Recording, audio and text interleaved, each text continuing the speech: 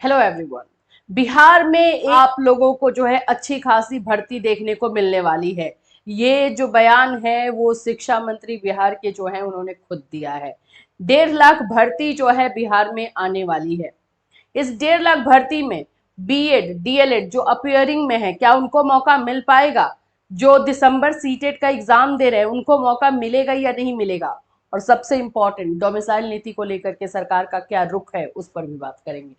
तो चलिए स्टार्ट करें। उससे पहले मैं बता दूं कि ये अच्छी खासी भर्ती तो है, लेकिन इसके बाद ना बिहार में जो टीचर एंड स्टूडेंट रेशियो है एक लेवल पर जाकर के रुकने वाला है। इसलिए बच्चों को डर भी लग रहा है कि जो अभी भर्ती आ रही है उसमें हमें मौका दिया जाना चाहिए।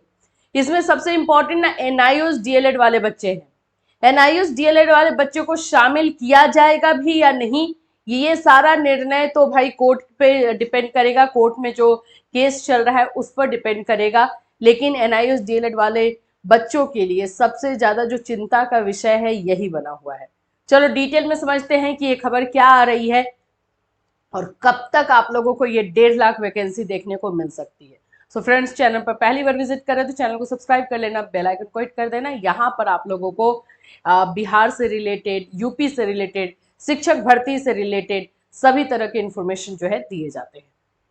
यहाँ पर मैं बता दूं कि आपको 1.5 लाख का जो है जिस बारे में बात हुई है ये ऐसे नहीं आ रहा है। ये शिक्षा मंत्री जी जो है सुनील कुमार जी, उन्होंने ये अनाउंसमेंट किया है कि राज्य में जो है 1.5 लाख और शिक्षकों की नियुक्ति करेंगे। टीआरई 3 के बारे में भी बात करते हुए कहा है कि उसका रिजल्ट बहुत जल्द देखने को मिलने वाला है। टीआरई 3 का रिजल्ट भी आप लोगों को मिलेगा और इन्होंने इसमें गेस्ट टीचर के बारे में भी बात की है। चलिए थोड़ा सा देखते हैं। 1.5 लाख और शिक्षकों की होगी नियुक्ति। टीआरई 3 का रिजल्ट जल्दी जारी करने के लिए बीपीएससी से कह दिया गया है। वित्त रहित का पैसा जल्दी रिलीज करने की बात भी कही है। गेस्ट टीचर के बारे में जो है इनका कहना है कि जो भी गेस्ट टीचर है उनको एग्जाम देकर ही सिलेक्ट होना होगा। जो एग्जाम है हो रहा है उसको देने के बाद ही उनका सिलेक्शन होगा। तो अब क्वेश्चन आ जाता है कि जो बीएड और डीएलएड वाले बच्चे हैं, क्योंकि ऐसी बहुत सारी यूनिवर्सिटीज है जहां पर अभी एग्जाम नहीं हुआ है और ये जो वैकेंसी आएगी ये पीआरटी में, टीजीटी में, पीजीटी में, तीनों में आएगी, जाहिर सी बात है। तो जब ये तीनों में ये वैकेंसी आने वाली है तो क्या अभी जिनका एग्जाम नहीं हुआ है, सेकेंड ईयर में बच्चे हैं, फोर्थ सेमेस्टर में है, क्या उनको मौका दिया जाएगा? इन सभी के बीच में अभी सरकार का कोई भी रुख क्लियर नहीं हुआ है, लेकिन इतना है कि वैकेंसी अभी आने में थोड़ा सा समय अगर लग जाता है तो उनका एग्जाम हो जाएगा और आप लोग इसमें शामिल हो सकते हो। पीआरटी में जैसे कि आप जानते हो आप सिर्फ डीएलएड वाले को लिया जा रहा है। यहाँ पर क्वेश्चन आ जा रहा है एनआईयूएस डीएलएड को लेकर के, क्या एनआईयूएस डीएलएड वाले बच्चों को मौका मिलेगा? तो सरकार ने तो खुद ही पूरी तरीके से क्लियर किया है कि अगर कोर्ट की तरफ से ऐसा कोई भी आदेश होगा तो वो इस बारे में सोचेंगे। फिलहाल के लिए वो यहाँ पर भी जो है एनआईयूएस डीएलएड के लिए भी दरवाजा बंद करके रखा गया है। अब एनआईयूएस डीएलएड वाले बच्चों की अगर हम बात करते हैं तो आज एक सुनवाई है, उसमें अगर कुछ पॉजिटिव आए, जिसकी उम्मीद बहुत कम है, और अगर ऐसा कुछ आ जाता है कोर्ट से तो जाकर के जो है बात बनेगी।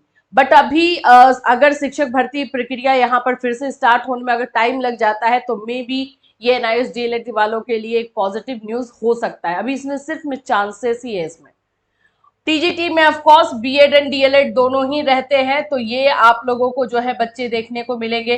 डीएलएड वालों का भी वही है आप लोगों को कि बीएड वाले बच्चे जो हैं शामिल अगर होते हैं तो अपियरिंग में जो है उनको मौका दिया जाएगा कि नहीं। जो सीटेट दिसंबर में अभी एग्जाम देने वाले हैं, सीटेट दिसंबर वाले जो बच्चे हैं, क्या इनको शामिल किया जाएगा? इस पर भी बहुत जो है संशय मचा हुआ है।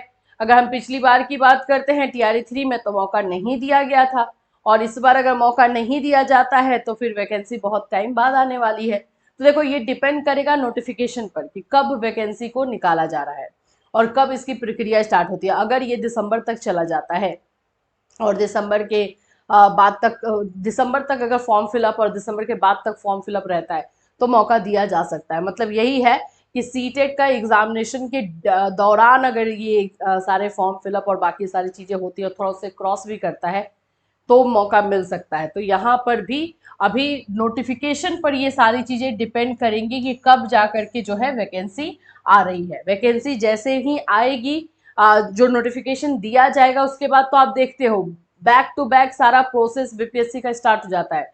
फिर उसमें टाइम नहीं लगेगा, उसमें आप लोगों को सोचने का भी मौका नहीं मिलेगा। और अगर वो सीटेट के बहुत पहले जैसे कि अक्टूबर नवंबर में अगर कर देती है तो फिर सीटेट वालों को मौका, दिसंबर सीटेट वालों को मौका नहीं दिया जाएगा, और जो पहले से क्रैक करके रखे हैं उनको मौका मिलेगा। लेकिन अगर ये पूरा प्रक्रिया जो है दिसंबर जनवरी चल जाता है, जिसकी उम्मीद कम बताई जा रही है, तो फिर सीटेट को मौका मिल सकता है। तो ये आप लोगों के लिए बिहार में से एक और खबर आ रही है, अच्छी खासी वैकेंसी आपको देखने को मिलने वाली है बिहार में। और जो ये बात हो रहा है डोमिसाइल नीति को लेकर के, देखो डोमिसाइल पर अगर हम बात करते हैं तो सरकार का रुख जो है अभी क्लियर नहीं हुआ है। सरकार इस मामले में जो है अभी डायरेक्ट बोल रही है कि अभी नहीं कर पा रही है, बट अभी डोमिसाइल नीति को लेकर के स्टूडेंट्स की तरफ से ये मांग हो रही है। अलग अलग स्टेट का एग्जाम्पल दिया जा रहा है कि बिहार में भी डोमिसाइल नीति लागू होनी चाहिए। और जो पूरा डेटा आंकड़े देखे जा रहे हैं जिसमें कि बाहर के स्टेट के बच्चे सिलेक्ट हो रहे हैं, उसकी वजह से स्टूडेंट्स में एक माहौल बना हुआ है। तो इस पर अभी कोई अपडेट, फाइनल अपडेट नहीं है मैं कहूंगी। जैसे ही कोई फाइनल अपडेट होगा बिल्कुल आपको इस चैनल के माध्यम से बताया जाएगा डोमिसाइल नीति के ऊपर। फिलहाल यहाँ पर जो है आप लोगों की ये vacancy PRT, TGT and PGT इन तीनों में आने वाली है। बीएड और डीएलएड अपीयरिंग को लेंगे कि नहीं लेंगे, अपीयरिंग को लेने का इनका जो है ना मन नहीं है ज्यादातर, हम पिछले वाली जो है एग्जाम्पल से देख सकते हैं। जबकि वो टीआरई 3 को दोबारा लिया गया, जो क्वेश्चन पेपर लीक हुआ उसके बाद, तो अगर उस समय रहता तो वो बच्चे डीएलएड वाले बीएड वाले जो अपीयरिंग में थे वो शामिल हो सकते थे, बट उस समय भी नहीं लिया गया था और बोल दिया गया था कि टीआरई 4 आ रहा है तो उसमें वेट कर ले।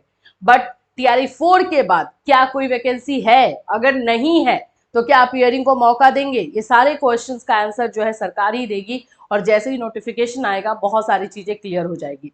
तो ये 1.5 लाख वैकेंसी से रिलेटेड जब भी कोई अपडेट आता है आपको इसी चैनल के माध्यम से बताया जाएगा, तो हमारे साथ जुड़े रहिएगा। Till then take care everyone.